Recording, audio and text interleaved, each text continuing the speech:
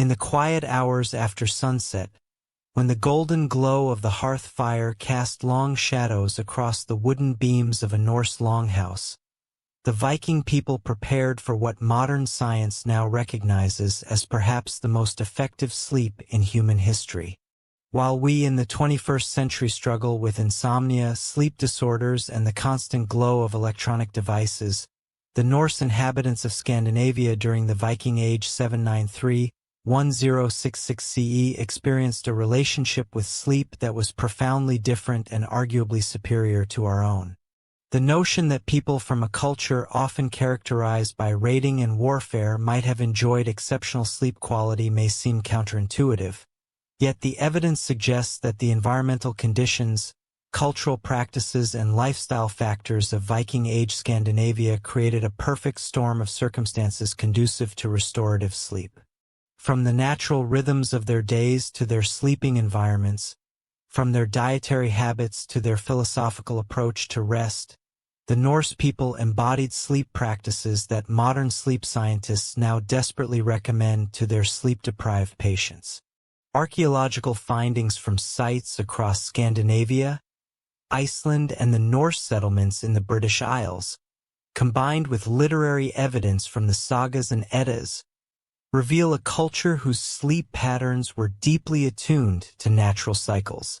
Unlike our modern obsession with 8 consecutive hours of sleep, a relatively recent historical development, the Vikings embraced sleep patterns that worked in harmony with their environment, their bodies, and their cultural needs.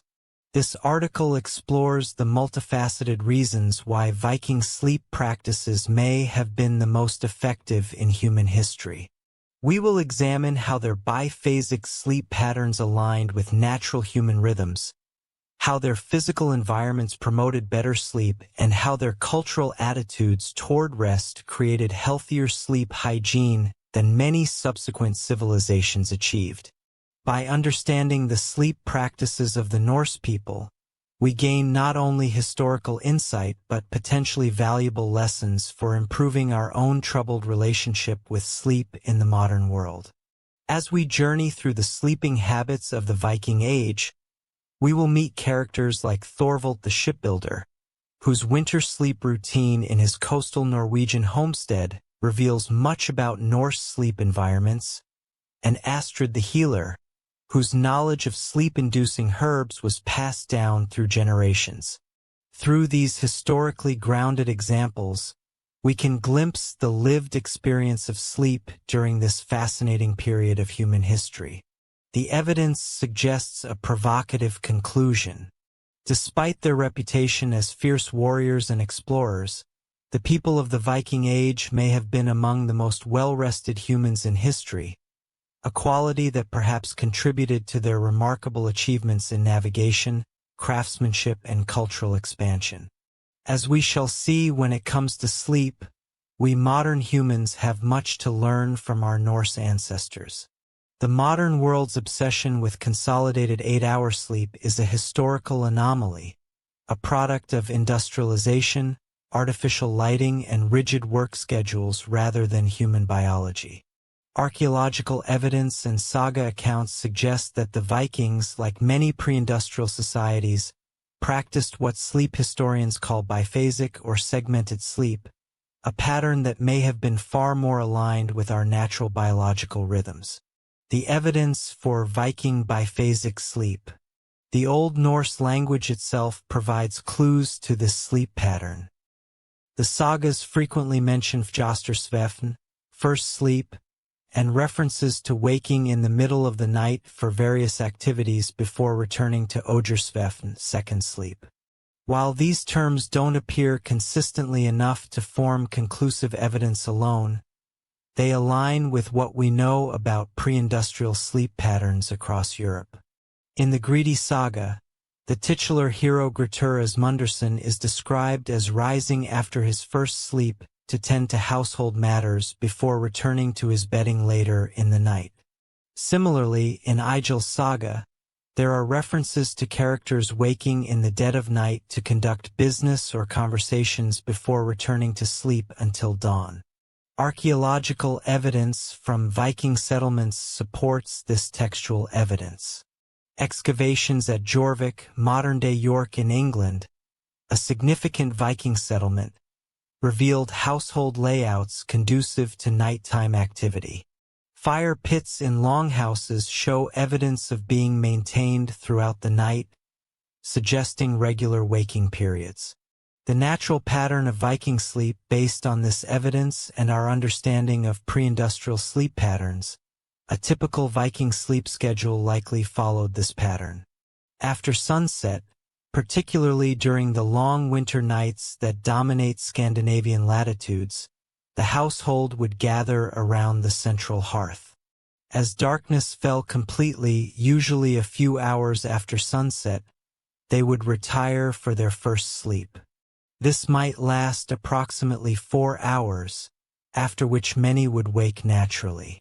This midnight waking period, lasting perhaps 1 to 2 hours, was not considered insomnia or a sleep disorder as we might classify it today, but rather a normal and expected part of the night. During this time, Vikings might tend to the fire, check on livestock, engage in quiet conversation, perform religious rituals, or even visit neighbors. Consider Bjorn Haraldsson, a farmer from the Trondheim region of Norway. Archaeological evidence from similar farmsteads suggests that, after his evening meal and perhaps some storytelling around the fire, Bjorn would retire to his sleeping platform as darkness fell completely around 7 or 8 p.m. in winter. After sleeping deeply for about 4 hours, he might wake around midnight, add wood to the central hearth, check on his valuable livestock, perhaps drink some ale or water, and possibly discuss the next day's work with family members who were also awake. After an hour or so of such activities, he would return to his sleeping platform for his second sleep until dawn. The biological basis for biphasic sleep, modern sleep science, has begun to recognize that biphasic sleep may actually be more natural for humans than our modern consolidated sleep pattern. Research by historian A. Roger E. Kirch, who documented hundreds of historical references to segmented sleep in pre-industrial Europe, suggests that this pattern was the norm throughout human history until artificial lighting changed our relationship with darkness. The human body naturally produces a surge of prolactin during the midnight waking period of biphasic sleep, a hormone associated with a sense of calm and well-being. Additionally, the natural circadian rhythm tends to include a period of heightened alertness a few hours after falling asleep, which aligns perfectly with the biphasic pattern. For Vikings living at northern latitudes, biphasic sleep would have been particularly adaptive. During winter, when darkness could last 16 to 20 hours in parts of Scandinavia, attempting to sleep continuously for such long periods would have been biologically impractical. The midnight waking period broke the long dark hours into manageable segments while allowing necessary tasks to be completed. Seasonal variations in Viking sleep. The extreme seasonal variations in daylight at northern latitudes would have created significant seasonal differences in Viking sleep patterns. During summer, when daylight could last 20 hours or more in parts of Scandinavia, sleep would necessarily be compressed into shorter periods. The sagas occasionally mention the difficulty of sleep during the nightless nights of midsummer. The Havamal, a collection of Old Norse poems from the Poetic Edda, contains wisdom about moderation in sleep. The unwise man is awake all night, worrying about everything. When morning comes, he is tired, and all his troubles are just as they were. This suggests an awareness that sleep needed to be properly managed according to seasonal changes and personal needs. During winter, the pattern would shift dramatically, with darkness dominating the day. Sleep would expand, though still likely in the biphasic pattern. Archaeological evidence from winter dwellings shows they were designed to maximize warmth and minimize fuel use during these long nights, creating perfect conditions for extended periods of rest. The midnight activities, what Vikings did between sleeps. The midnight waking period in Viking households was a time of quiet productivity and social connection. The sagas mention various activities conducted during this time. Craftwork, the making and repair of tools, spinning and other quiet handcrafts were well suited to the midnight hours by firelight. Archaeological evidence from Viking settlements shows numerous small craft items that could have been produced during these quiet hours. Religious practices. Some scholars believe that certain religious rituals may have been performed during the midnight hours. The liminal nature of the midnight period, between one day and the next, had spiritual significance in many pre-Christian traditions. Storytelling and knowledge transmission. The sagas themselves may have been transmitted during these quiet midnight hours, when the mind was in a receptive, reflective state and the household was gathered in intimate proximity. Sexual relations, the privacy afforded by darkness and the relaxed state between sleep periods made this a natural time for intimacy between couples. Security, in more turbulent times. The midnight waking period allowed for checking defenses and changing guards, ensuring continuous protection. Take the example of Gudrun, a weaver from a modern-day Roskilde in Denmark. Archaeological evidence from similar households suggests that during her midnight waking period she might use the quiet hours to spin thread by the light of the hearthfire, a task requiring focus but not bright light. This productive use of what would otherwise be wasted time in bed allowed her to maximize both her rest and her productivity. The transition to consolidated sleep, the biphasic sleep pattern of the Vikings, began to disappear across Europe in the centuries following the Viking Age, particularly with the spread of artificial lighting and the regimentation of time that came with industrialization. By forcing sleep into a single, consolidated block, modern humans may have lost touch with a more natural rhythm that served our ancestors well for millennia. The Vikings' biphasic sleep pattern represents not a primitive or less advanced approach to sleep, but rather a more natural alignment with human biology and environmental conditions. Their segmented sleep, adapted to the extreme seasonal variations of northern latitudes, likely provided more restorative rest than our modern insistence on 8 consecutive hours, a pattern that often leads to sleep anxiety and insomnia when it cannot be achieved. Perhaps no factor contributed more significantly to the quality of Viking sleep than their relationship with darkness, a relationship fundamentally different from our modern experience. In an age before artificial lighting transformed human sleep patterns, the Norse people lived in harmony with natural light cycles, and this synchronization with nature's rhythms profoundly affected their sleep quality. The darkness of the north, the geographic location of Viking settlements, primarily in Scandinavia, with expansions into Iceland, Greenland, and parts of the British Isles, placed them in regions characterized by dramatic seasonal variations in daylight. During winter months, darkness dominated, with some northern regions experiencing only a few hours of dim daylight. In some are the situation reversed, with the famous midnight sun providing nearly constant illumination in the northernmost settlements. Archaeological evidence from Viking dwellings reveals how they adapted to these extreme conditions. Long houses and smaller dwellings typically had few, if any, windows.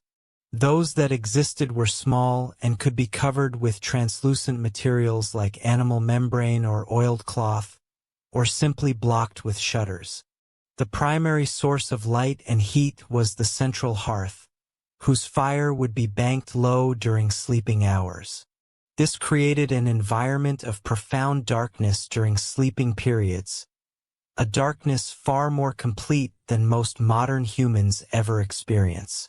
Even on clear, moonlit nights, the interior of Viking dwellings would have been characterized by a darkness that modern sleep researchers now recognize as optimal for human sleep. Modern sleep science has identified the critical importance of darkness for quality sleep.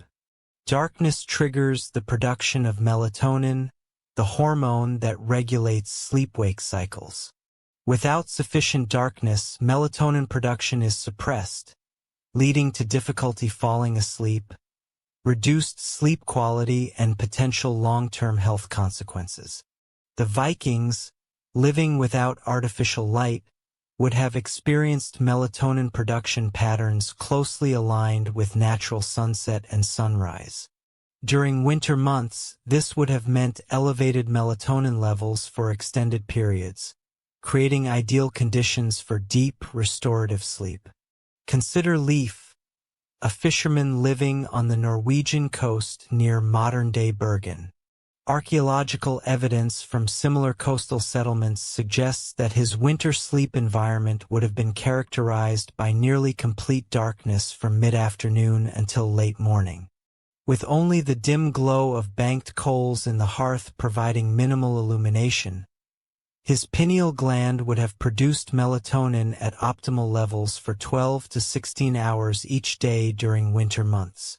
A study published in the Journal of Sleep Research found that when modern subjects were exposed to natural light cycles without artificial lighting for just 1 week, their sleep patterns rapidly synchronized with sunset and sunrise, and melatonin production increased by 30%.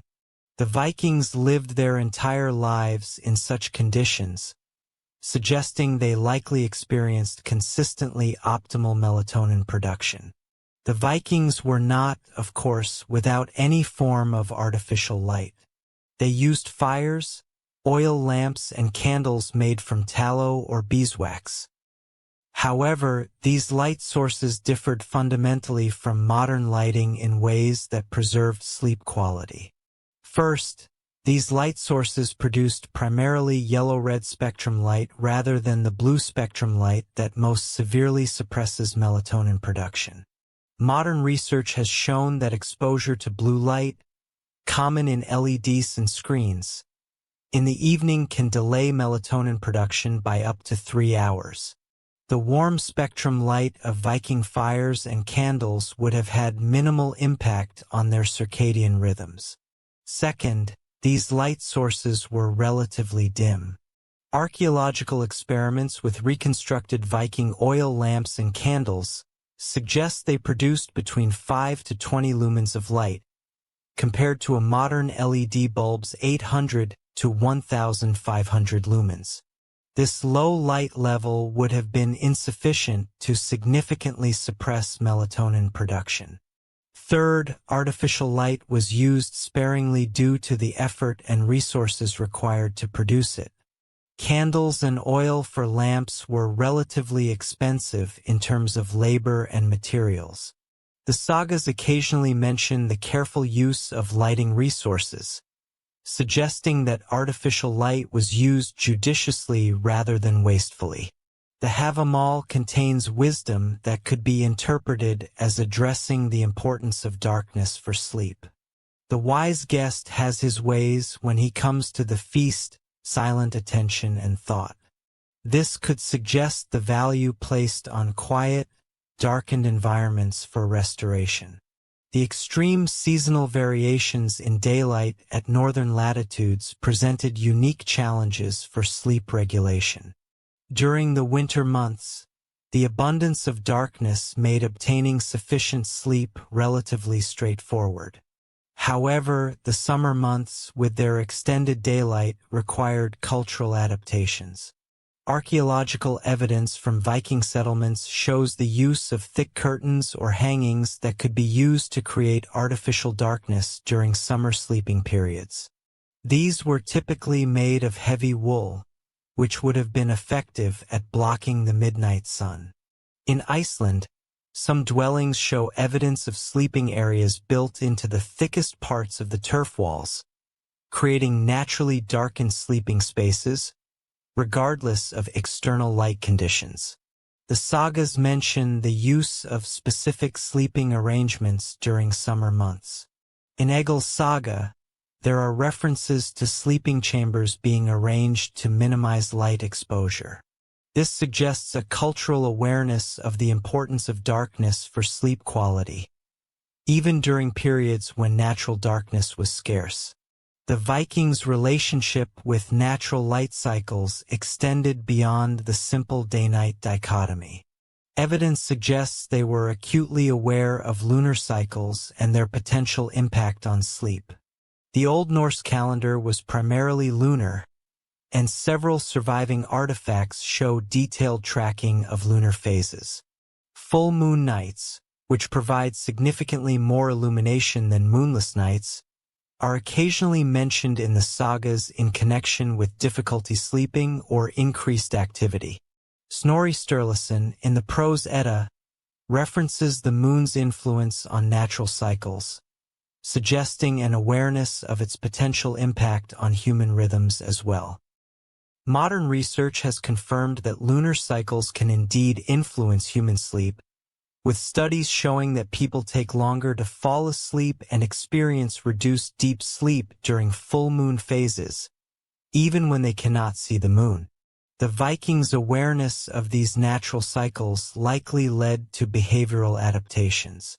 Archaeological evidence from several settlements suggests that certain activities were planned according to lunar phases, potentially including adjustments to sleep timing and duration. The sleep-friendly relationship with darkness that characterized the Viking Age began to change in the centuries that followed.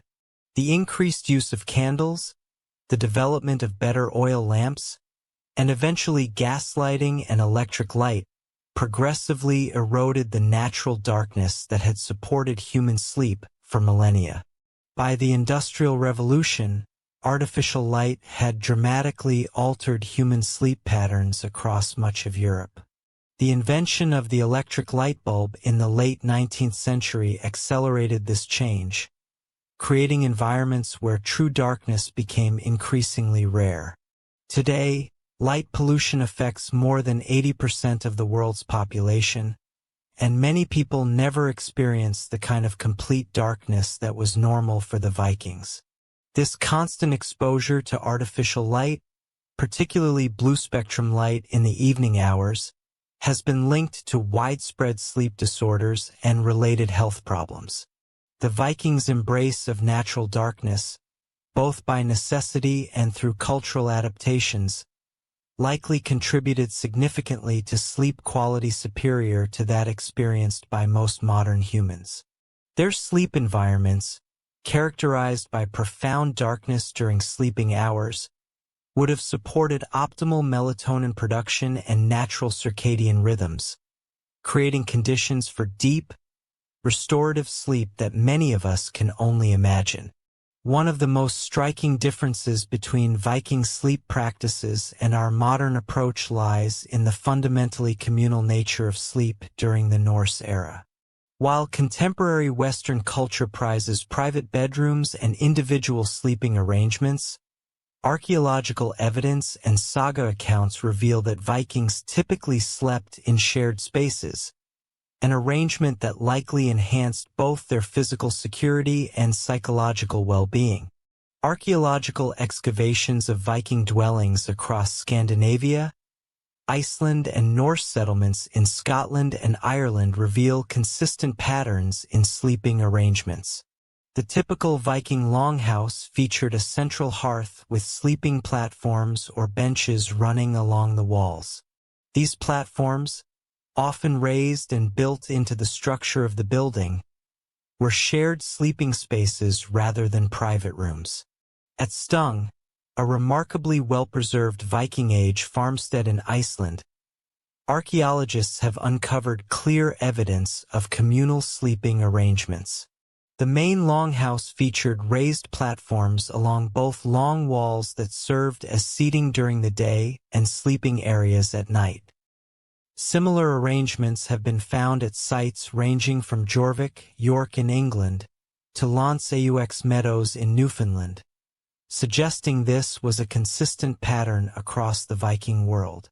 The sleeping platforms were typically constructed of wood and would have been covered with straw, wool, and furs for comfort.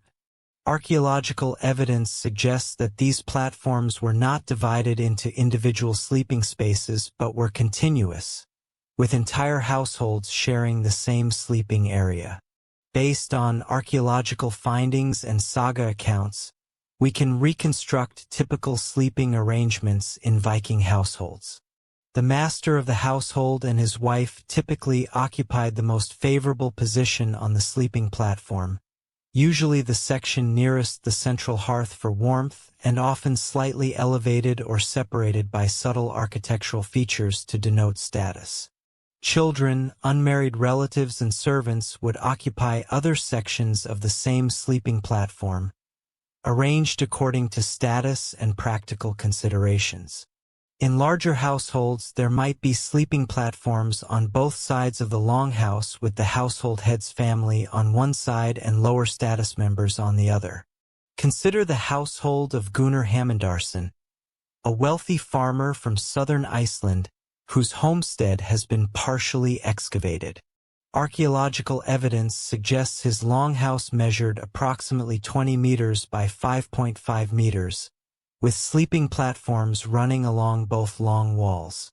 Gunnar, his wife Helgarda, and their youngest children would have slept on the most favorable section of the platform, while older children, relatives, and workers occupied other sections.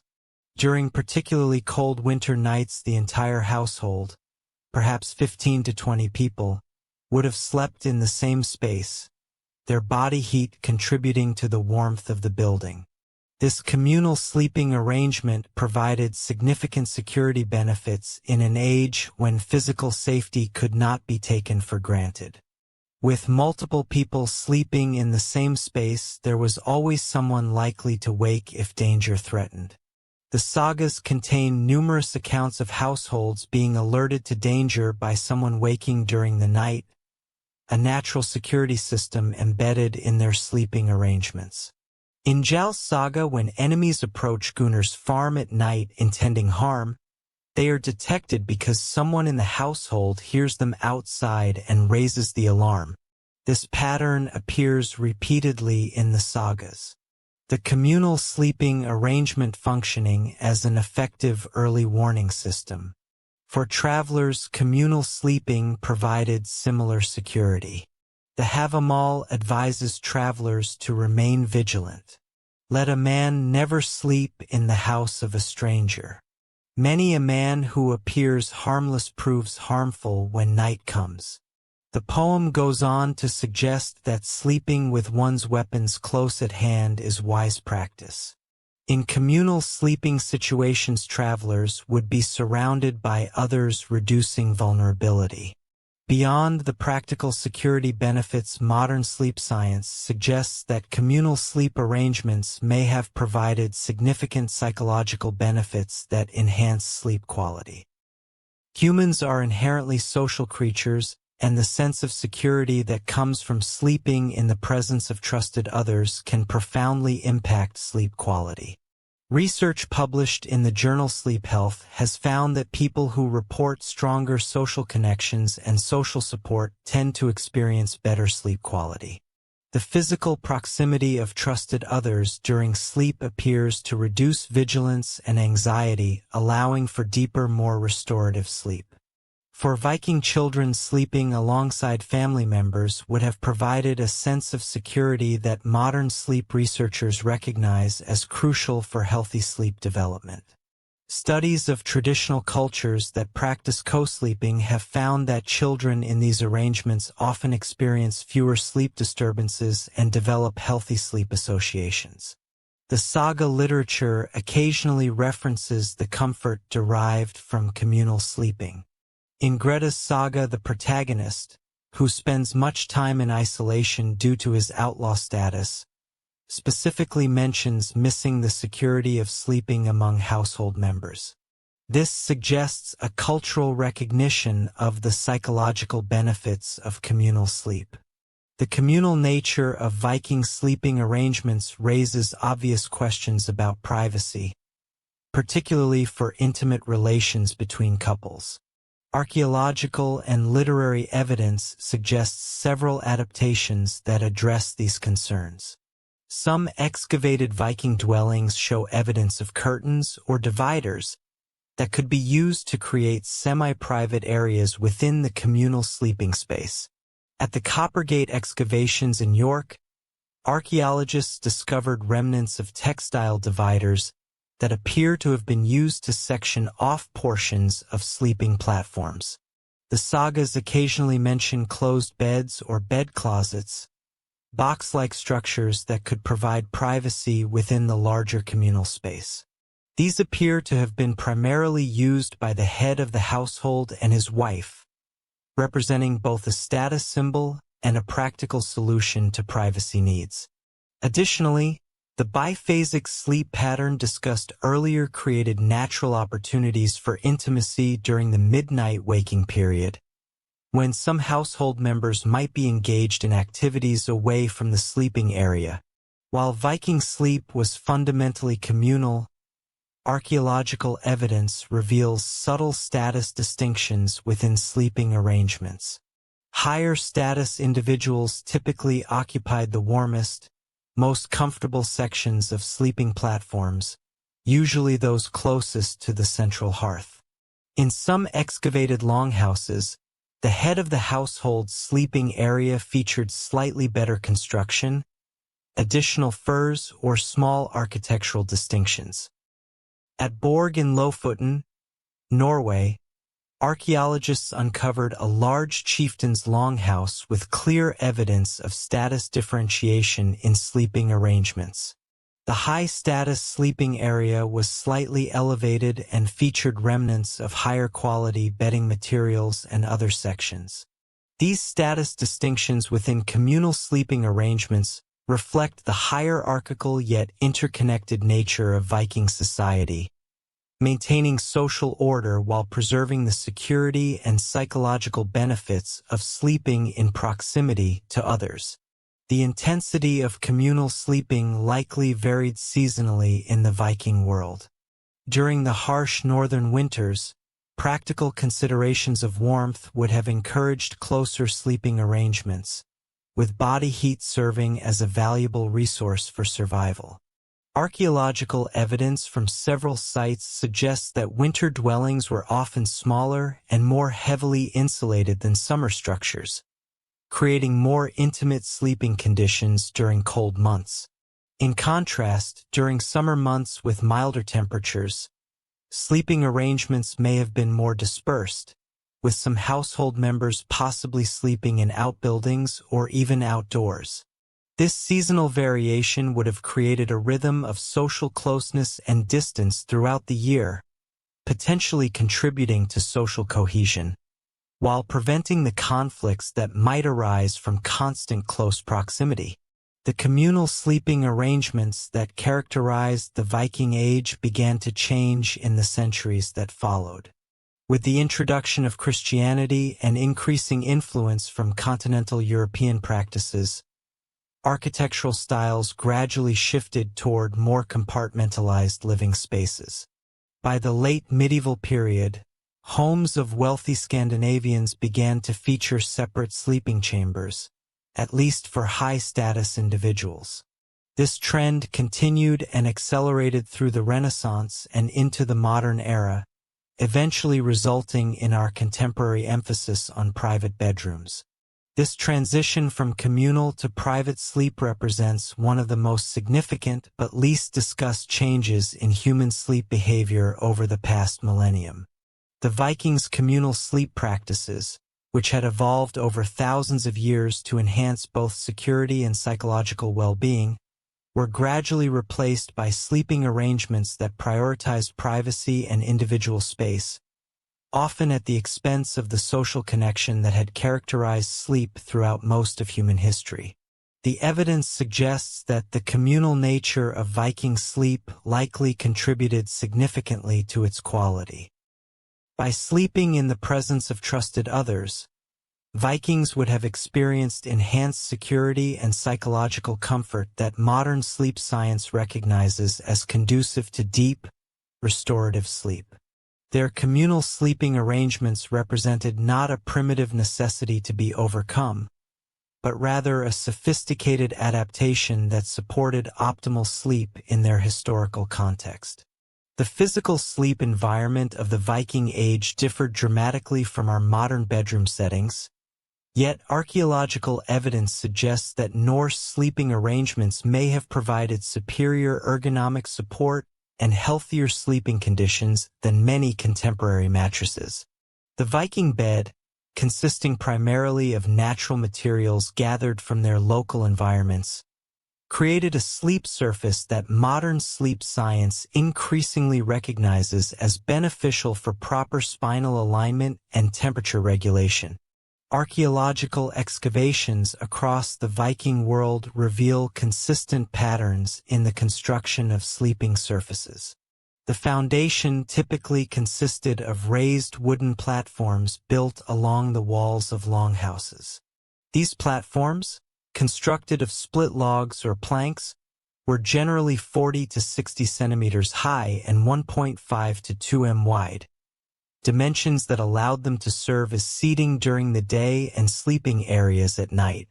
At the Firket settlement in Denmark, archaeologists uncovered well-preserved sleeping platforms with evidence of careful construction. The wooden base was slightly angled toward the wall, creating a subtle incline that would have positioned sleepers' heads slightly higher than their feet, a configuration that modern sleep research suggests can improve circulation and reduce acid reflux during sleep. Similar platforms have been found at Viking settlements from Dublin to the Faroe Islands, suggesting this was a standard architectural feature across Norse culture.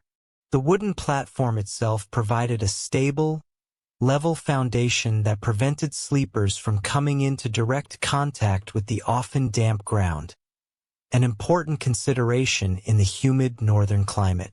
Upon these wooden platforms, Vikings created layered bedding using entirely natural materials. Archaeological evidence, combined with references in the sagas, suggests a typical arrangement of layers that provided both comfort and insulation. The base layer typically consisted of locally harvested straw or hay. At several archaeological sites, including settlements in Iceland and Greenland, preserved remnants of these straw mattresses have been recovered. Analysis of these remains reveals that the straw was typically changed seasonally and was often selected for softness, with certain types of grass apparently preferred. Straw, while seemingly primitive compared to modern mattresses, offers several advantages as a sleeping surface. It provides natural spring and flexibility, conforming somewhat to the body while still offering support. Modern ergonomic research suggests that moderately firm, responsive surfaces like this may be optimal for spinal alignment during sleep. Additionally, straw allows air circulation, preventing the heat buildup that can occur with solid mattresses. This breathability would have helped regulate sleeping temperature, a factor that sleep scientists now recognize as crucial for quality sleep. The Norse practice of regularly replacing the straw would have also reduced dust mites and other allergens that can accumulate in modern mattresses. Above the straw foundation, archaeological evidence suggests layers of woolen materials were typically added. Textile fragments recovered from Viking burial sites and settlements indicate that coarse woolen blankets were common possessions, even in relatively modest households. Experimental archaeology, where researchers create and use replicas of Viking bedding, has demonstrated that these woolen layers provided excellent insulation properties. Wool retains its insulating capacity even when damp, a crucial advantage in the often humid Norse environment.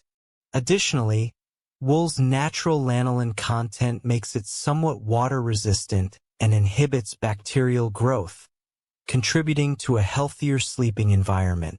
The sagas occasionally mention abrader coverings, made of wadmal, a coarse woolen cloth that was a staple of Viking textile production. These would have been placed over the straw layer to provide additional comfort and to prevent the straw from poking through. For those who could afford them, animal furs and skins formed the top layer of Viking bedding. Archaeological evidence from higher status burials and settlements reveals the use of bear, wolf, fox, and sheepskins as prized bedding materials. At the Oseberg ship burial, which contained the remains of a high-status woman from 9th century Norway, multiple animal hides were found, suggesting their importance as status symbols and practical bedding. Similarly, the 10th century Mamoon burial in Denmark contained fragments of bear fur that appears to have been used as bedding. Fur has provided superior insulation and a soft sleeping surface. Modern sleep researchers have found that natural fur and wool can help regulate body temperature during sleep by wicking away moisture while providing insulation, creating what sleep scientists call a microclimate that remains relatively stable throughout the night. Consider Astrid, the wife of a prosperous farmer near what is now Trondheim, Norway.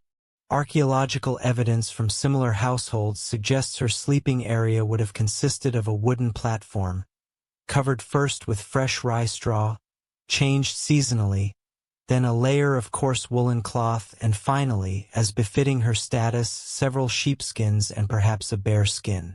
This arrangement would have provided excellent insulation against the cold Norwegian nights while offering ergonomic support similar to what modern orthopedic mattresses attempt to achieve. Modern sleep science increasingly suggests that the firm but responsive support provided by traditional bedding materials may be superior for spinal health compared to many modern mattresses. Research published in the Journal of Chiropractic Medicine has found that medium-firm, natural sleeping surfaces often provide better support for the natural curvature of the spine than very soft mattresses, which can allow the spine to sag into misalignment. The layered approach of Viking bedding created a surface that was firm enough to support proper alignment while still conforming somewhat to body contours. This combination, which high-end modern mattress companies now attempt to recreate with advanced materials, came naturally from the Vikings' use of straw, wool, and furs in combination. Additionally, the Viking practice of sleeping slightly inclined, with the head end of the platform often slightly higher, aligns with modern recommendations for those suffering from acid reflux or certain respiratory conditions. This natural incline would have facilitated easier breathing during sleep. One of the most significant advantages of Viking bedding materials was their superior temperature regulation compared to many modern alternatives. Sleep scientists now recognize that maintaining an optimal body temperature is crucial for quality sleep, particularly for achieving and maintaining deep sleep phases. The natural materials used in Viking bedding, straw, wool, and fur, all possess excellent temperature-regulating properties. They provide insulation when needed while allowing excess heat and moisture to dissipate. Modern synthetic materials often trap heat and moisture, leading to sleep disruptions when the body overheats during the night. Archaeological evidence suggests that Vikings adjusted their bedding seasonally. Excavations at several sites show different compositions of bedding materials in structures identified as summer versus winter dwellings. This seasonal adaptation would have further enhanced temperature regulation throughout the year. The Viking approach to head support during sleep also differs from our modern expectation of soft, fluffy pillows. Archaeological evidence suggests that headrests were typically firm, often consisting of a small leather or wool cushion stuffed with feathers, wool, or even moss. At the Coppergate excavations in York, archaeologists discovered a leather cushion that appears to have served as a pillow. Similar finds from other Viking settlements suggest that these headrests were relatively firm by modern standards. Interestingly, modern research on sleep posture suggests that firmer head support may be better for spinal alignment than the very soft pillows common today. Studies have found that overly soft pillows can contribute to neck pain and poor sleep posture, while moderately firm support better maintains proper alignment of the cervical spine during sleep. As discussed in the previous section on communal sleep, Viking sleeping platforms were typically shared among multiple people. This arrangement had implications for the physical sleeping experience beyond the social aspects previously explored. Shared sleeping surfaces distribute weight differently than individual beds, creating natural depressions and support patterns that can actually enhance comfort. Modern sleep researchers studying traditional cultures have noted that shared sleeping surfaces often create natural nests that support the body's contours. Additionally, in the cold northern climate, shared body heat would have been a significant advantage, reducing the need for excessive layers of bedding that might restrict movement during sleep. The natural bedding materials that characterized the Viking Age remained common throughout much of Europe until relatively recently. The transition to raised bedsteads with stuffed mattresses began among the elite during the medieval period, but didn't reach common households until much later. By the 19th century, straw mattresses were being replaced by cotton and horsehair models, and by the mid-20th century, synthetic materials had largely replaced natural fibers in most Western bedding. This transition, while perceived as progress, may have sacrificed some of the ergonomic and temperature-regulating benefits of traditional bedding. Recent trends in natural and organic bedding represent, in some ways, a return to principles that would have been familiar to the Vikings. The increasing popularity of wool mattress toppers, natural latex, and even straw-filled mattresses, now marketed as high-end orthopedic options, suggest a rediscovery of the benefits that Viking sleepers took for granted. The Viking bed, with its combination of firm support, natural temperature regulation, and regularly refreshed materials, likely provided an excellent foundation for quality sleep. While lacking the plushness we associate with luxury bedding today, the Norse sleeping surface offered ergonomic benefits that many modern mattresses attempt to recreate with advanced technology and materials, a testament to the sophisticated practicality of Viking sleep arrangements. While the Vikings are often remembered for their martial prowess and seafaring adventures, archaeological and literary evidence reveals a sophisticated understanding of medicinal plants, including those used to promote sleep and treat sleep disorders. The Norse pharmacopoeia included numerous herbs that modern science has confirmed possessed sedative, anxiolytic, and sleep-enhancing properties. These natural sleep aids, combined with the environmental factors previously discussed, likely contributed significantly to the quality of Viking sleep. Archaeological excavations at Viking settlements have yielded substantial evidence of medicinal herb use. Pollen analysis from middens refuse heaps and from residues in cooking vessels reveals the presence of numerous plants known for their sedative properties.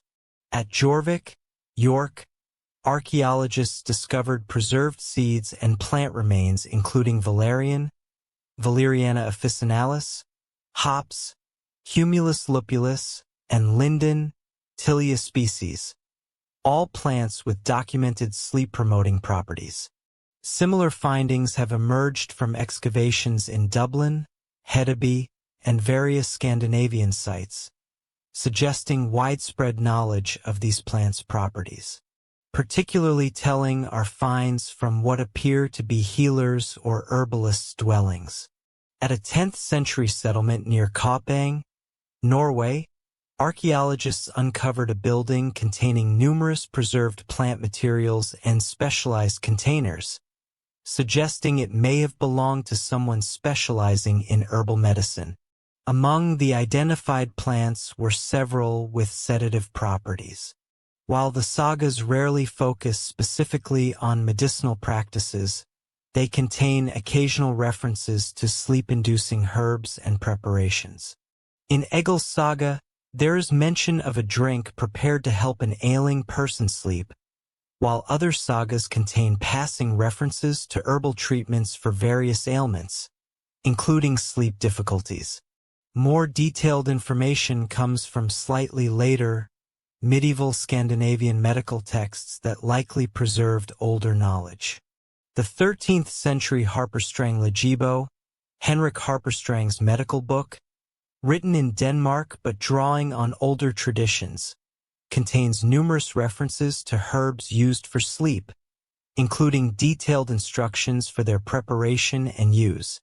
These sources combine with the broader European medical tradition that Vikings would have encountered in their travels, suggest a well-developed understanding of sleep-promoting herbs. Based on archaeological findings and historical texts, we can identify several key herbs that would have been used to promote sleep in the Viking Age: valerian, Valeriana officinalis. Archaeological evidence confirms the Vikings cultivated and used valerian, a plant native to Europe with powerful sedative properties. Modern research has validated valerian's effectiveness, with studies showing it reduces sleep latency, the time it takes to fall asleep, and improves sleep quality. Valerian root contains valerianic acid, which affects GABA receptors in the brain similar to modern benzodiazepines but without the same risk of dependency. Hops, Humulus lupulus. While best known today as a beer ingredient, hops have a long history as a sedative. Archaeological evidence confirms Viking-era use of hops, both in brewing and medicinal preparations. Hops contain methylbutanol, which has demonstrated sedative effects. Modern studies have shown that hops, particularly when combined with valerian, can significantly improve sleep quality. Pollen and plant remains from Viking settlements confirm the use of linden, which contains flavonoids with mild sedative and anxiolytic properties. Linden tea remains a popular sleep aid in modern Scandinavian folk medicine. Chamomile, Matricaria chamomilla. Archaeological evidence suggests chamomile was known and used medicinally by Vikings. Its mild sedative effects come from apigenin, a flavonoid that binds to benzodiazepine receptors in the brain. Modern studies have confirmed chamomile's effectiveness for improving sleep quality. Lavender, Lavandula angustifolia. While not native to Scandinavia, lavender was likely encountered by Vikings in their travels and possibly cultivated in some settlements. Archaeological evidence from Viking trading centers shows lavender was among the imported medicinal herbs. Modern research has demonstrated that lavender's scent alone can improve sleep quality by decreasing heart rate and blood pressure. Passion flower, Passiflora incarnata. Although this is more speculative, there is some evidence suggesting Vikings who reached North America may have encountered and brought back passion flower, which Native Americans used as a sedative. If so, this would have been a valuable addition to their sleep pharmacopoeia, as passion flower contains chrysin, a compound with anxiolytic effects. Archaeological and literary evidence suggests several methods by which Vikings prepared and administered these sleep-promoting herbs. Infusions and decoctions. The most common preparation was likely herbal teas. Archaeological finds include specialized vessels that appear designed for brewing herbal preparations. The sagas occasionally mention medicinal drinks, and later Nordic medical texts provide specific instructions for preparing herbal infusions. Alcoholic extractions. Vikings were skilled brewers, and evidence suggests they created medicinal alcoholic preparations similar to modern tinctures. Alcohol effectively extracts many of the active compounds in sedative herbs and would have enhanced their absorption. Smoke inhalation. Some herbs, particularly hops and lavender, may have been added to fires for their aromatic properties. Archaeological evidence from several sites shows specialized containers that may have been used for burning aromatic substances. Herbal pillows. Later Nordic folk medicine includes the tradition of herbal pillows stuffed with sedative herbs.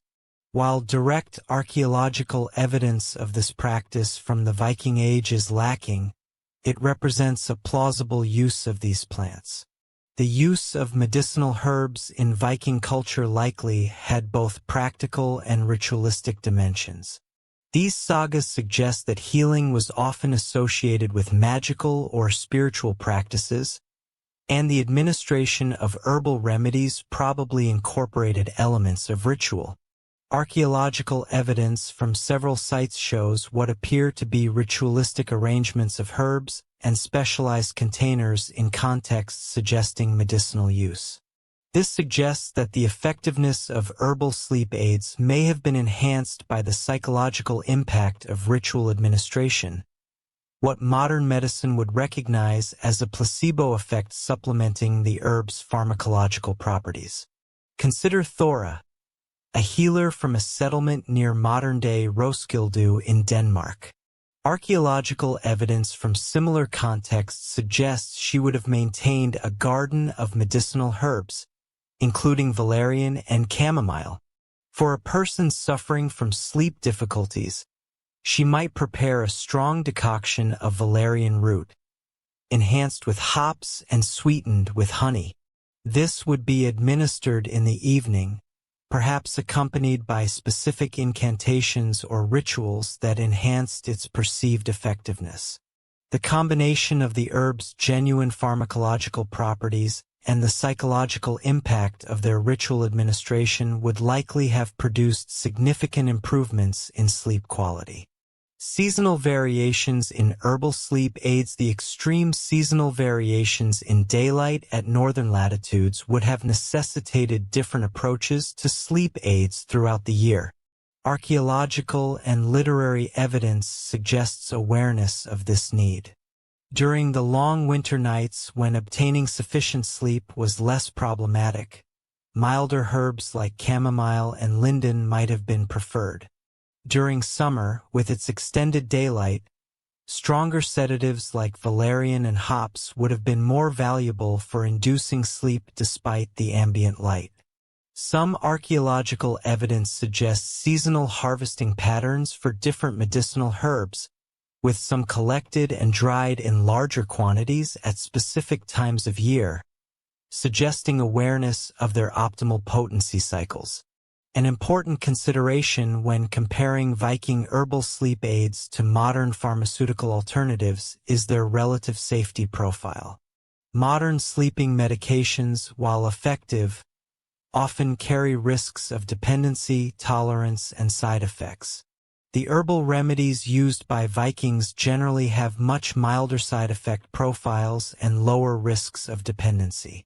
Modern research has confirmed that herbs like valerian, hops, and chamomile can improve sleep quality without the risks associated with many prescription sleep aids.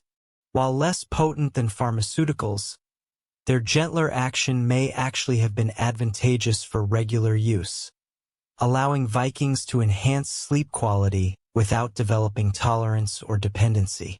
Additionally, the Vikings' apparent practice of using different herbs, seasonally and in varying combinations, would have further reduced the risk of developing tolerance to any particular remedy.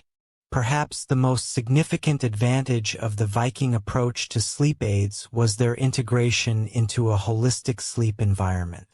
Unlike modern sleep medications, which often attempt to force sleep in environments and schedules hostile to natural sleep patterns, Viking herbal remedies worked in concert with their natural light exposure, physical activity patterns, and sleep environment. This integrated approach likely enhanced the effectiveness of their herbal sleep aids. Modern sleep research has shown that the same sleep aid can have dramatically different effects depending on whether it's used in conjunction with good sleep hygiene practices or in isolation. The Vikings' use of herbal sleep remedies within a lifestyle already conducive to good sleep would have maximized their effectiveness while minimizing any potential drawbacks. A sophisticated approach that anticipated modern integrative medicine by a millennium. The archaeological and literary evidence suggests that Vikings possessed a nuanced understanding of sleep-promoting herbs that modern science has largely validated. Their herbal sleep aids, used within the context of lifestyle and environmental factors already conducive to good sleep, likely contributed significantly to sleep quality superior to that experienced by many modern humans relying on pharmaceutical interventions within sleep-hostile environments. The relationship between diet and sleep quality is increasingly recognized by modern sleep science, yet it represents an area where Viking practices may have inadvertently created near-optimal conditions for restorative sleep. Archaeological evidence combined with literary sources and our understanding of Norse food culture suggests that Viking dietary patterns supported healthy sleep through their timing, composition, and preparation methods. Archaeological evidence and saga accounts indicate that Vikings typically followed a meal pattern significantly different from modern eating habits. Their primary meal, called dagverger, day meal, or undawn in some regions, was consumed in the mid-morning after several hours of activity.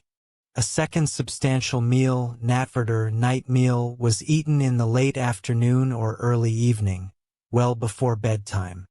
This pattern meant that Vikings typically finished their last substantial meal several hours before sleep, a practice that modern sleep research has shown significantly improves sleep quality. Studies published in the Journal of Clinical Sleep Medicine have demonstrated that eating close to bedtime, particularly consuming heavy or high-fat meals, can disrupt sleep architecture by delaying the onset of REM sleep and reducing sleep efficiency. The timing of Viking meals appears to have been primarily dictated by practical considerations, particularly the availability of daylight for work and the need to prepare and consume food during visible hours. However, this pragmatic schedule inadvertently created an optimal fasting period before sleep that modern research suggests enhances melatonin production and improves sleep quality. Consider Halfdan, a farmer from the Trondheim region. Archaeological evidence from similar farmsteads suggests his household would consume their final meal around 4 to 5 p.m. during winter months, allowing 3 to 4 hours of digestion time before retiring as darkness deepened around 8 to 9 p.m. This natural interval between eating and sleeping would have allowed his digestive processes to substantially complete before sleep began, preventing the sleep disruptions associated with active digestion during the early sleep phases. Analysis of archaeological remains, including food residues, middens, refuse heaps, and human remains with isotope analysis, provides detailed information about the Viking diet. This evidence reveals several aspects of Norse nutrition that likely supported healthy sleep. High protein content. Archaeological evidence shows that the Viking diet was relatively high in protein from both animal and plant sources. Protein-rich foods contain significant amounts of tryptophan, an amino acid that serves as a precursor to serotonin and melatonin, both crucial neurochemicals for healthy sleep. Modern research has shown that adequate dietary protein, particularly when consumed earlier in the day rather than immediately before sleep, supports optimal sleep architecture. Omega-3 fatty acids. Isotope analysis of Viking remains consistently shows high levels of marine-derived nutrients, confirming the importance of fish in the Norse diet. Fatty fish, which archaeological evidence shows were dietary staples in many Viking communities, are rich in omega-3 fatty acids. Modern research has demonstrated a strong correlation between omega-3 consumption and improved sleep quality, with studies showing that higher blood levels of DHA, a type of omega-3, are associated with better sleep. Complex carbohydrates. Archaeological evidence, including carbonised grain remains and grinding tools, shows that barley, rye, and oats were staples of the Viking diet. These whole grains provide complex carbohydrates that modern research has linked to improved sleep quality. Studies have shown that high glycemic carbohydrates consumed close to bedtime can reduce sleep latency, while the complex carbohydrates typical of the Viking diet consumed earlier in the day provide sustained energy without the sleep-disrupting blood sugar fluctuations associated with simple carbohydrates. Limited refined sugar. The Viking diet was notably low in simple sugars, with honey being the primary sweetener and used sparingly due to its value. Modern research has demonstrated that high sugar consumption, particularly close to bedtime, can significantly disrupt sleep architecture by causing blood sugar fluctuations throughout the night. Fermented foods. Archaeological evidence shows that fermented foods, including skajar, a yogurt-like dairy product, fermented fish, and various preserved vegetables, were important components of the Viking diet. These foods support gut health, which emerging research suggests plays a crucial role in sleep quality through the gut-brain axis and the production of sleep-regulating neurotransmitters. Several specific foods common in the Viking diet have been identified by modern research as particularly beneficial for sleep. Fatty fish. Archaeological evidence from coastal Viking settlements shows heavy consumption of fatty fish like herring, mackerel, and salmon. These fish are exceptionally rich in vitamin D and omega-3 fatty acids, both of which have been linked to improved sleep quality in multiple studies. Research published in the Journal of Clinical Sleep Medicine found that vitamin D supplementation significantly improved sleep quality, suggesting that the Viking diet's natural vitamin D content from fatty fish would have supported healthy sleep. Carbonised grain remains from numerous Viking settlements confirm the importance of oats in the Norse diet. Oats contain melatonin and complex carbohydrates that promote stable blood sugar throughout the night. They also provide magnesium, which modern research has identified as an important mineral for sleep quality due to its muscle-relaxing properties and role in GABA production. Barley. Archaeological evidence shows barley was the most important grain in many Viking communities. Barley is rich in the amino acid tryptophan and contains significant amounts of magnesium and B vitamins, all nutrients. Modern research has linked to improved sleep quality. Dairy products. Analysis of residues in Viking cooking vessels confirms the importance of dairy in the Norse diet. Milk, particularly when fermented into products like sky, contains calcium, tryptophan, and vitamin D, a combination of nutrients that support the production of melatonin. Modern research has shown that dairy consumption can improve sleep efficiency and increase REM sleep. Archaeological evidence shows that fermentation and other preservation methods were crucial to Viking food culture. These techniques not only extended food storage life but inadvertently created products with enhanced sleep-promoting properties. Fermented fish. Analysis of residues from Viking food vessels confirms the practice of fermenting fish. This process increases the bioavailability of the omega-3 fatty acids that modern research has linked to improved sleep quality. Sky and fermented dairy. Residue analysis confirms the production of fermented dairy products. The fermentation process increases the GABA content of dairy, a neurotransmitter with powerful sleep-promoting effects. Modern research has shown that GABA-rich fermented foods can reduce sleep latency and improve sleep quality. Sourdough bread. Archaeological evidence, including preserved starters and bread remains, confirms that Vikings typically fermented their grain products through sourdough processes.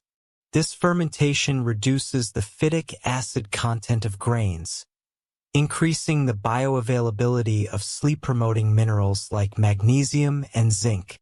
The Viking diet showed significant seasonal variations that likely impacted sleep patterns throughout the year.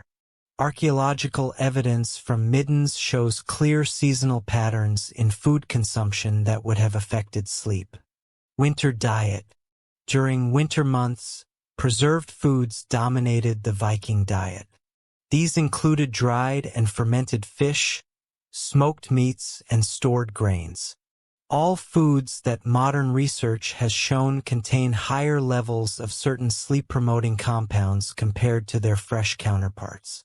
For example, the fermentation and curing processes increase the availability of tryptophan in many foods.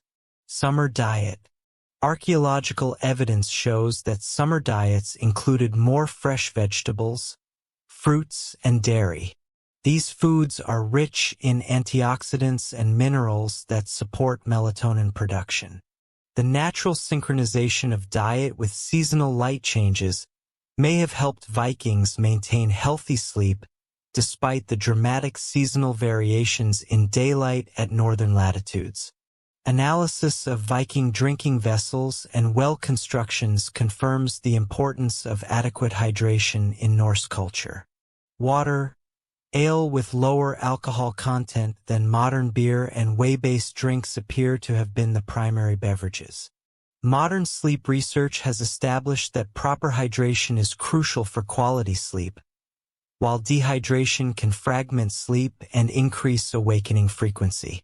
The Viking practice of consuming moderate amounts of liquid throughout the day rather than large amounts close to bedtime, which can cause nighttime awakening for urination, aligns with modern recommendations for sleep-supporting hydration patterns. Archaeological and literary evidence confirms that alcohol, primarily in the form of ale and mead, was consumed in Viking culture, often in substantial quantities during feasts and celebrations. However, several factors suggest that routine alcohol consumption may have been more moderate and less disruptive to sleep than in many modern contexts. Lower alcohol content. Analysis of residues from Viking brewing vessels suggests that everyday ale had significantly lower alcohol content, typically 2 to 3%, than modern beer. Modern research has shown that while high alcohol consumption severely disrupts sleep architecture, particularly REM sleep, low to moderate consumption has less significant impacts. Timing of consumption. The saga suggests that heavy drinking typically occurred during special feasts rather than as a daily practice, and usually earlier in the day rather than immediately before sleep. This pattern would have minimized alcohol's disruptive effects on sleep architecture. Medicinal use. Some saga references suggest awareness that small amounts of alcohol could promote initial sleep onset, with mead sometimes mentioned as a sleep aid. Modern research confirms that while alcohol disrupts overall sleep architecture, small amounts can indeed reduce sleep latency. The dietary patterns that likely supported Viking sleep quality began to change in the centuries following the Viking Age. The introduction of refined sugar, increased alcohol content in beverages, later mealtimes, and eventually highly processed foods all represented departures from the sleep-supporting nutritional patterns of the Viking era. By the Industrial Revolution, many Europeans were consuming their largest meal in the evening, often close to bedtime, a significant change from the Viking pattern of eating the final meal well before sunset. This shift, driven by work schedules rather than natural light cycles, likely had substantial negative impacts on sleep quality. The archaeological and literary evidence suggests that the Viking diet, through both its composition and timing, created near-optimal conditions for quality sleep.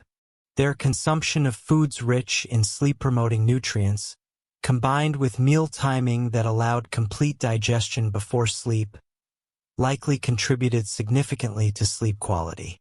Superior to that experienced by many modern humans whose diets and eating patterns often actively undermine healthy sleep, the relationship between physical activity and sleep quality is well established in modern sleep science, with moderate to vigorous daily exertion consistently linked to improved sleep architecture.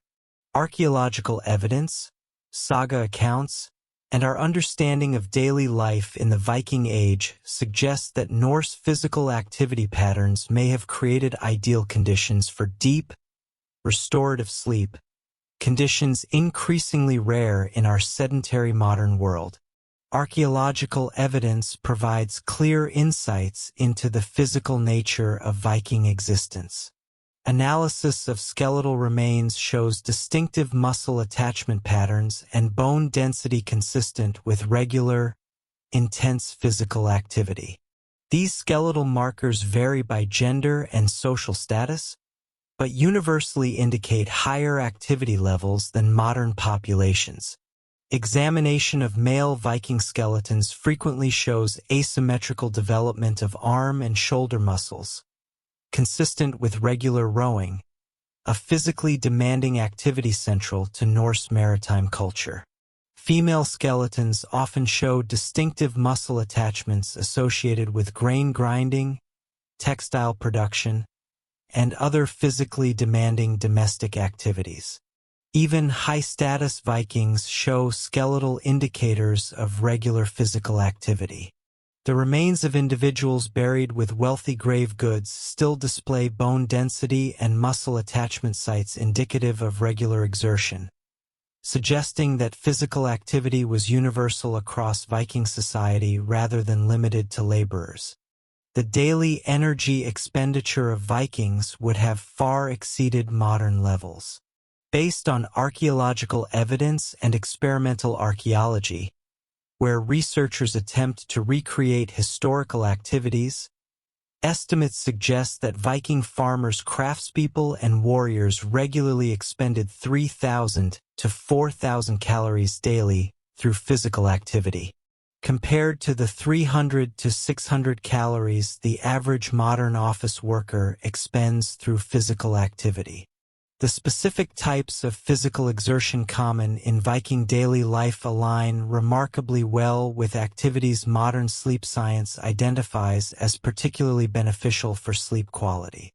Resistance activities. Archaeological evidence shows that Vikings regularly engaged in what we would now call resistance training, lifting, carrying, and manipulating heavy objects as part of daily work. Modern research has found that resistance exercise significantly improves sleep quality, particularly deep, slow-wave sleep, which is crucial for physical restoration. The construction of Viking longhouses, ships, and fortifications required substantial strength. Experimental archaeology projects, where modern researchers attempt to build Viking structures using period-appropriate techniques, have demonstrated the extraordinary physical demands of these activities. One such project found that moving the heavy timbers for a modest longhouse required efforts comparable to modern strength training sessions. Aerobic activities. Archaeological evidence and saga accounts confirm that Vikings regularly engaged in sustained aerobic activities, including rowing, marching, and agricultural labor. Modern sleep research has consistently found that aerobic exercise is one of the most effective non-pharmaceutical interventions for improving sleep quality, particularly when performed regularly but not immediately before bedtime. The Viking practice of rowing as primary transportation represents a particularly effective form of sleep-promoting exercise. Modern research has identified rowing as an excellent combination of aerobic and resistance training that engages multiple muscle groups, precisely the type of exercise most strongly correlated with improved slow-wave sleep in contemporary studies.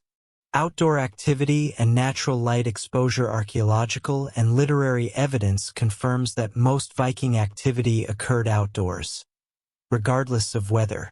This outdoor exertion would have ensured substantial exposure to natural light, which modern research has identified as crucial for regulating circadian rhythms and sleep-wake cycles. Studies published in the Journal of Sleep Research have found that outdoor exercise has more powerful effects on sleep quality than equivalent indoor activity, likely due to the combined benefits of physical exertion and natural light exposure. The Viking lifestyle, with its emphasis on outdoor work, would have maximized these combined benefits. Archaeological evidence and saga accounts suggest that Viking physical activity patterns aligned naturally with circadian rhythms in ways that would have optimized sleep quality, morning and daytime exertion. The sagas frequently mention beginning work at dawn, with the most physically demanding tasks typically performed during daylight hours. Modern sleep research has found that morning and afternoon exercise most effectively enhances sleep quality, while intense evening activity can delay sleep onset. Seasonal adaptation. Archaeological evidence suggests that work patterns shifted seasonally, with more intense physical activity during the extended daylight of summer and reduced, though still substantial, exertion during winter months. This natural seasonal variation would have helped maintain consistent sleep quality, despite dramatic seasonal changes in daylight hours at northern latitudes. Gradual evening reduction. The saga literature suggests that evening activities typically involved less physically demanding tasks, such as storytelling, handicrafts, and meal preparation. This natural tapering of physical exertion in the hours before sleep aligns perfectly with modern recommendations for optimizing sleep onset. Consider Gunnar, a shipbuilder from coastal Norway. Archaeological evidence from similar contexts suggests his typical day would involve intense physical labor from dawn until late afternoon, rowing to obtain materials, lifting and shaping heavy timbers, and operating manual tools. As evening approached, his activities would naturally transition to less demanding tasks like fine carving or planning the next day's work. This pattern, intense physical exertion during daylight hours followed by gradually reduced activity before sleep, creates ideal conditions for deep, restorative sleep, according to modern research. While the Vikings engaged in substantial daily physical activity, archaeological and literary evidence suggests they also recognized the importance of rest and recovery, creating a balanced approach to exertion that would have supported optimal sleep. Seasonal rest periods. The saga literature references Jalavild, Yule rest, a period during the darkest winter months when physical labor was reduced and rest was emphasized. Modern research has found that periodic deloading phases are crucial for preventing the sleep disruptions associated with overtraining. Bathing and recovery practices. Archaeological evidence, including the remains of bathhouses at several Viking settlements, confirms the importance of bathing in Norse culture. The sagas mention hot baths as a recovery technique, particularly after travel or physical exertion. Modern research has identified warm bathing, especially 1 to 2 hours before bedtime, as an effective way to improve sleep quality by facilitating the natural drop in core body temperature that signals the body to sleep. Awareness of fatigue. The saga literature suggests a cultural awareness of the importance of adequate rest. The Havamal advises moderation in all things, including work, and contains wisdom that could be interpreted as recognizing the importance of sufficient recovery. Cattle die, kindred die, every man is mortal, but the good name never dies of one who has done well. This suggests a long-term perspective that would support sustainable work patterns rather than constant exhaustion. Archaeological and literary evidence suggests that much Viking physical work was performed communally, often accompanied by songs, stories, or competitive elements. Modern research has found that social exercise has particularly powerful benefits for sleep quality compared to solitary exertion. Studies published in sleep medicine reviews have found that the combination of social interaction and physical activity creates a particularly effective stimulus for improving sleep quality, likely due to the combined effects of physical fatigue and positive social engagement. The communal nature of Viking work, from rowing ships to raising buildings, would have maximized these combined benefits. The Viking pattern of substantial daily physical exertion performed primarily during daylight hours contrasts sharply with modern activity patterns. Today, many people engage in minimal physical activity throughout the day, exercise intensely in the evening, if at all, perform physical activity indoors under artificial light, experience little seasonal variation in activity levels. Each of these modern patterns represents a departure from the activity patterns that supported Viking sleep quality. The shift from consistent daily physical exertion to sedentary lifestyles punctuated by occasional intense exercise represents one of the most significant changes in human sleep hygiene over the past millennium. Modern research suggests that the Viking pattern of consistent substantial daily physical activity, performed primarily during daylight hours, creates ideal conditions for deep, restorative sleep, particularly the crucial slow-wave sleep phases during which physical recovery occurs. An important distinction between Viking and modern fatigue patterns lies in the balance between physical and mental exhaustion. Archaeological and literary evidence suggests that Viking daily life involved substantial physical exertion but relatively limited cognitive stress compared to modern information-saturated environments. Modern sleep research has found that physical fatigue generally enhances sleep quality, while mental, cognitive fatigue and stress often undermine it. The Viking balance of high physical demands with lower cognitive stress represents a particularly sleep-friendly combination, according to contemporary sleep science. The archaeological and literary evidence suggests that Viking physical activity patterns, characterized by substantial daily exertion, performed primarily during daylight hours, with natural seasonal variations and appropriate recovery periods, created near-optimal conditions for quality sleep. Their combination of resistance and aerobic activities performed outdoors and often socially would have provided powerful sleep-enhancing benefits that many modern humans, despite our advanced knowledge of exercise physiology, failed to achieve in our sedentary, artificially lit environments. Beyond the physical and environmental factors that contributed to Viking sleep quality, archaeological evidence and saga literature suggest that Norse psychological approaches to sleep may have been equally important. Their cultural attitudes toward rest, their methods of managing anxiety, and their spiritual beliefs about sleep created mental conditions conducive to the deep, restorative sleep that modern humans often find elusive. The saga literature reveals a Norse culture that valued proper rest without fetishizing sleep or developing anxiety about it, a balanced approach that modern sleep psychology recognizes as optimal for sleep quality. The Havamal, a collection of Old Norse poems from the Poetic Edda, contains several verses that could be interpreted as addressing the importance of moderation in sleep. A man should not sleep all the morning through, he who grasps at wisdom.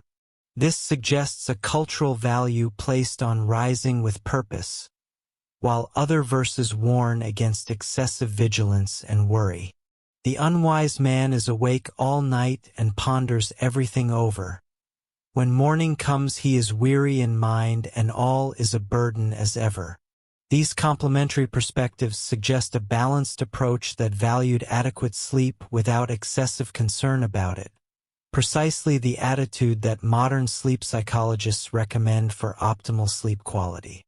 The Norse cultural approach appears to have treated sleep as a natural, necessary part of life, rather than either a luxury to be minimized or a problem to be solved. This balanced attitude contrasts sharply with both medieval Christian ascetic traditions that sometimes viewed sleep reduction as spiritually virtuous and our modern productivity-obsessed culture that often treats sleep as an inefficiency to be minimized. The Viking approach, valuing adequate rest while maintaining clear purpose, represents a psychological middle path that modern sleep psychology recognizes as most conducive to healthy sleep. Archaeological evidence and saga accounts confirm the importance of evening storytelling in Norse culture. The physical evidence includes the arrangement of seating around central hearths in longhouses, creating natural storytelling spaces, while the literary evidence includes numerous references to evening saga telling as a common activity. Modern sleep psychology has identified the importance of cognitive decompression before sleep, transitional activities that help the mind shift from active problem-solving to the relaxed state conducive to sleep onset.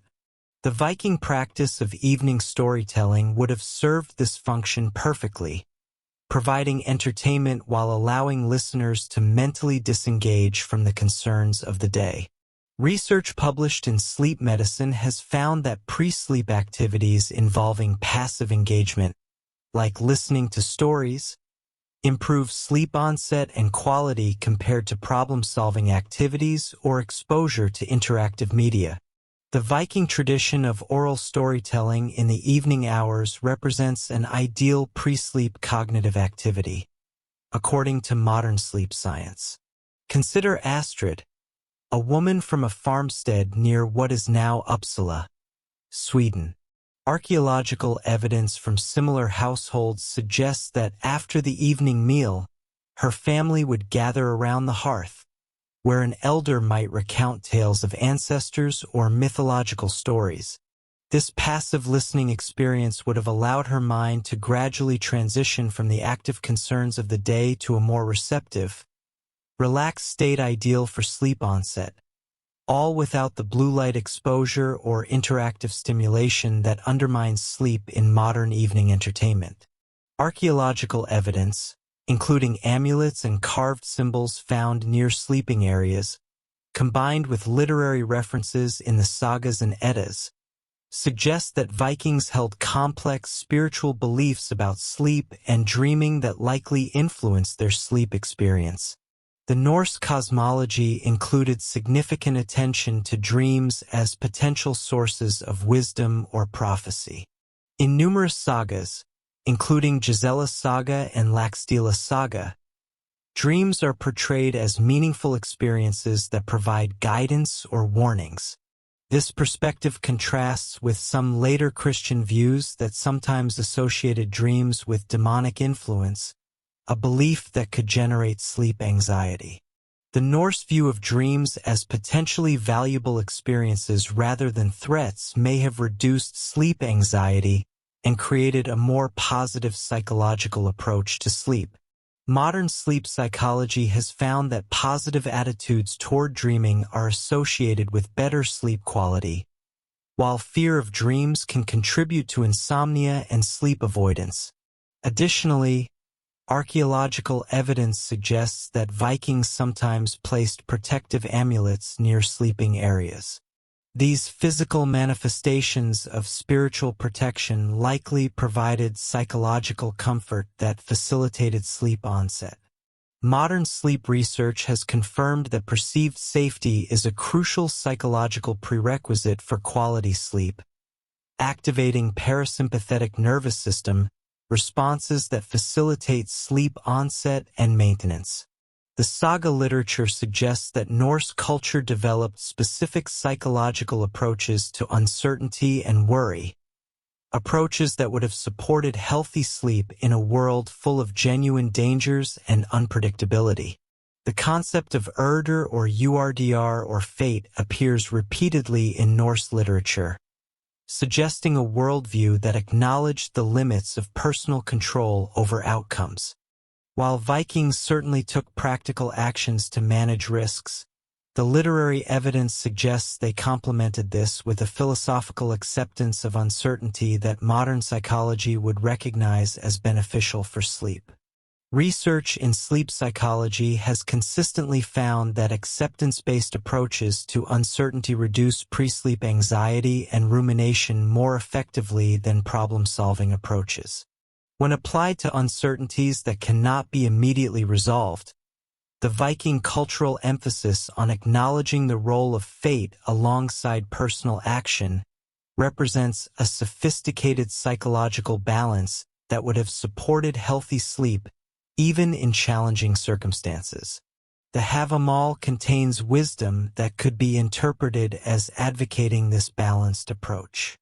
The coward believes he will live forever if he holds back in the battle, but in old age he shall have no peace though spears have spared his limbs. This suggests a cultural recognition that excessive worry about future outcomes is ultimately counterproductive, a perspective that aligns with modern psychological approaches to managing pre-sleep anxiety. The saga literature places enormous emphasis on honor and maintaining a clear conscience, psychological factors that modern sleep research has linked to sleep quality. Numerous psychological studies have found that moral distress and guilt significantly impair sleep quality, while a sense of moral consistency supports healthy sleep. The Viking cultural emphasis on maintaining honor and addressing conflicts directly rather than through deception would have supported this aspect of sleep hygiene. The sagas contain numerous examples where characters are unable to sleep due to unresolved moral issues or dishonorable actions. In Gisla Saga, the protagonist experiences severe sleep disturbances after a secret killing, suggesting a cultural recognition of the connection between moral peace and sleep quality. This emphasis on moral clarity as a prerequisite for restful sleep aligns with modern psychological research on moral injury and its impact on sleep. Studies of individuals with PTSD and moral injury have found that moral distress specifically disrupts REM sleep and increases nightmares, suggesting that the Viking cultural emphasis on maintaining honor may have supported healthier sleep architecture. Archaeological evidence of Viking settlement patterns and defensive structures, combined with the communal sleeping arrangements discussed earlier, suggest an approach to security that would have supported healthy sleep psychology. Modern sleep research has identified perceived safety as a fundamental prerequisite for quality sleep. The brain's vigilance system must determine that an environment is secure before allowing the vulnerability of deep sleep. The Viking approach to security, combining physical defenses with communal sleeping arrangements where multiple individuals could respond to threats, created conditions of perceived safety that would have supported deeper, more restorative sleep. This contrasts with the often isolating sleeping arrangements of modern life, where individuals may feel solely responsible for responding to potential threats, a psychological burden that can maintain excessive vigilance during sleep periods and reduce sleep depth. Archaeological and literary evidence suggests that Vikings developed psychological adaptations to the extreme seasonal variations in their environment, particularly the challenge of the long winter darkness at northern latitudes. The timing of major feasts and celebrations, as evidenced by both archaeological remains of feast halls and saga references, shows a concentration of communal celebrations during the darkest winter period. Modern psychological research has found that anticipation of positive social experiences significantly reduces depression and anxiety, suggesting that the Viking cultural calendar may have been structured to provide psychological support during the challenging winter months. Additionally, the Norse concept of solverf, sun turning or solstice, represented an important psychological framework for understanding the cyclical nature of dark periods. Archaeological evidence, including solstice markers at several sites, confirms the cultural importance of recognizing these astronomical turning points. Modern psychological research has found that framing difficult periods as temporary and cyclical significantly reduces their negative psychological impact, suggesting that the Viking cultural understanding of seasonal cycles may have provided important psychological resilience during the challenging winter darkness. The psychological approaches to sleep that characterized the Viking Age began to change with Christianization and subsequent cultural developments. The introduction of concepts like acedia, spiritual sloth, and religious practices involving intentional sleep disruption, such as the monastic practice of nocturnal prayers, represented significant departures from the more balanced Norse approach to sleep. By the late medieval period, new anxieties about sleep had emerged in European culture, including fears of spiritual dangers during sleep and increased moral scrutiny of dreams. These developments likely undermined the more straightforward, balanced psychological approach to sleep that characterized the Viking Age. The archaeological and literary evidence suggests that Viking psychological approaches to sleep, characterized by balanced attitudes toward rest, effective pre-sleep cognitive decompression through storytelling, positive spiritual associations with sleep and dreaming, pragmatic approaches to uncertainty, emphasis on moral clarity and communal security, created near-optimal conditions for quality sleep. Their psychological framework supported healthy sleep in ways that many modern humans, despite our advanced understanding of sleep psychology, struggle to achieve in our anxiety-prone, hyperconnected world. The evidence presented throughout this exploration suggests a provocative conclusion. The people of Viking Age Scandinavia may indeed have experienced some of the best sleep human history.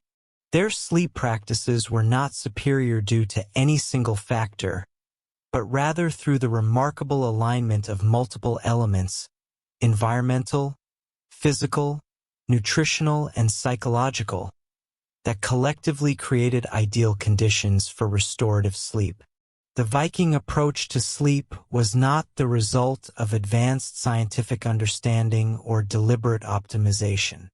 Rather, it emerged organically from their way of life, their environmental conditions, and their cultural practices. Yet modern sleep science increasingly validates the effectiveness of these ancient patterns, suggesting that in our quest for better sleep, we might look not only forward to new technologies, but also backward to wisdom embedded in traditional practices. What made Viking sleep particularly effective was the integration of multiple sleep-supporting factors into a coherent whole. Their biphasic sleep patterns aligned naturally with human biology and the extended darkness of northern winters, allowing for sleep that followed innate circadian rhythms rather than artificial schedules. Their relationship with darkness, living without artificial light and experiencing true darkness during sleeping hours, supported optimal melatonin production and circadian regulation. Their communal sleeping arrangements provided both physical security and psychological comfort, creating conditions where vigilance could be reduced and deeper sleep achieved. Their sleeping surfaces, constructed from natural materials and regularly refreshed, offered ergonomic support and temperature regulation that many mattresses attempt to recreate with advanced technology. Their use of herbal sleep aids provided gentle, non-habit-forming support for sleep onset and quality, without the side effects associated with many modern sleep medications. Their dietary patterns, with meals timed well before sleep and composed of nutrients that modern science recognizes as sleep-supporting, created optimal conditions for digestive comfort during sleep. Their physical activity patterns, characterized by substantial daily exertion, performed primarily during daylight hours, created the kind of physical fatigue that promotes deep, restorative, slow-wave sleep. Their psychological approaches to sleep, balanced, accepting, and unburdened by sleep anxiety, created the mental conditions necessary for surrendering to sleep without the performance pressure that undermines many modern sleep attempts. This integration of multiple factors created a sleep ecosystem far more conducive to quality rest than our modern environment. Despite all our technological advances and scientific knowledge, the sleep-friendly practices of the Viking Age did not disappear overnight. Rather, they eroded gradually through a series of historical developments that each chipped away at different aspects of their effective sleep ecosystem. The spread of artificial lighting, beginning with improved candles and oil lamps and culminating in electric light, disrupted the darkness that had supported natural melatonin production. The Industrial Revolution imposed artificial work schedules disconnected from natural light cycles, forcing sleep into consolidated blocks determined by productivity requirements rather than biological rhythms. Architectural changes created increasingly private sleeping spaces, sacrificing the security and social connection of communal sleep for privacy and status display.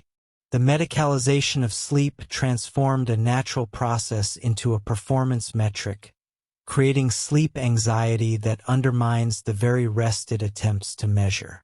The shift to sedentary lifestyles eliminated the physical fatigue that had naturally prepared bodies for deep sleep. Changes in dietary patterns introduced sleep-disrupting foods and meal timings that interfere with natural sleep processes. Each of these changes was embraced as progress, yet collectively they have created a modern sleep environment that works against our biology rather than with it, resulting in the sleep crisis that now affects societies worldwide. While we cannot and should not attempt to recreate Viking society in its entirety, their sleep practices offer valuable insights that can be adapted to improve sleep in our modern context. Respect for darkness. Creating truly dark sleeping environments by eliminating LED lights, using blackout curtains, and avoiding screen use before bed can help restore some of the melatonin-supporting benefits that Vikings experience naturally. By phasic flexibility, recognizing that the 8-hour consolidated sleep block is a modern convention rather than a biological necessity can reduce sleep anxiety and open possibilities for more flexible, individually appropriate sleep patterns. Natural materials. Choosing bedding made from wool, cotton, and other natural fibers can help recreate some of the temperature-regulating benefits of traditional Viking bedding. Nutritional timing. Adopting earlier meal times and allowing several hours of digestion before sleep can recreate one of the most beneficial aspects of Viking sleep hygiene. Consistent physical activity. Incorporating regular physical exertion throughout the day, particularly outdoors in natural light, can help create the kind of physical fatigue that promotes deep sleep. Herbal support. Exploring traditional sleep-supporting herbs like valerian, hops, and chamomile can provide gentle sleep support without the side effects of many pharmaceutical interventions. Evening decompression. Replacing interactive electronic media with passive activities like storytelling or listening in the hours before bed can help recreate the cognitive transition that Viking evening activities naturally provided. Psychological balance. Cultivating a balanced attitude towards sleep, valuing it without anxiously monitoring it, can help recreate the psychological conditions that supported Viking sleep quality. These adaptations cannot fully recreate the integrated sleep ecosystem of the Viking Age, but they can help incorporate elements of their effective practices into our modern lives. Perhaps the most important lesson from Viking sleep practices is what might be called the Viking sleep paradox. Those who worried least about optimizing their sleep may have achieved the best sleep in history.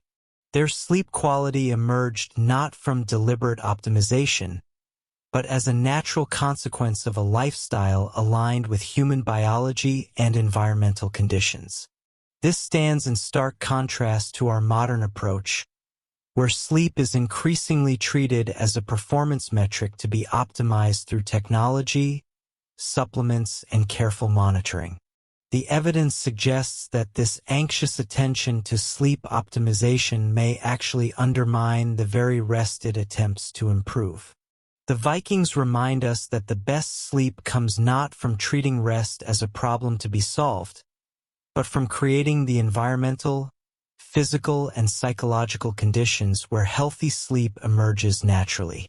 Their approach, living in harmony with natural cycles, maintaining physical activity, eating appropriately, and approaching sleep with balanced attitudes, created conditions where good sleep was the default rather than an achievement. In our quest for better sleep, perhaps the most valuable insight from the Viking Age is not any specific technique or practice, but this fundamental shift in perspective. Rather than trying to optimize sleep directly, we might focus on creating the conditions where healthy sleep patterns emerge naturally from our daily lives. The people of Viking Age Scandinavia likely experienced some of the best sleep in human history, not because they knew more about sleep than we do, but because they lived in ways that naturally supported the sleep processes our bodies evolved to require. By understanding their practices and the principles behind them, we can work to reclaim some of that lost sleep wisdom and apply it within our modern context. Not by becoming Vikings, but by recognizing the timeless human needs their lifestyle inadvertently satisfied. As we navigate our modern sleep challenges, the Norse people of 1,000 years ago offer us not just historical curiosity, but practical wisdom. The best sleep comes not from conquering rest through force of will and technology, but from creating the conditions where healthy sleep naturally flourishes. In this, as in their legendary journeys, the Vikings have charted a path we would be wise to follow.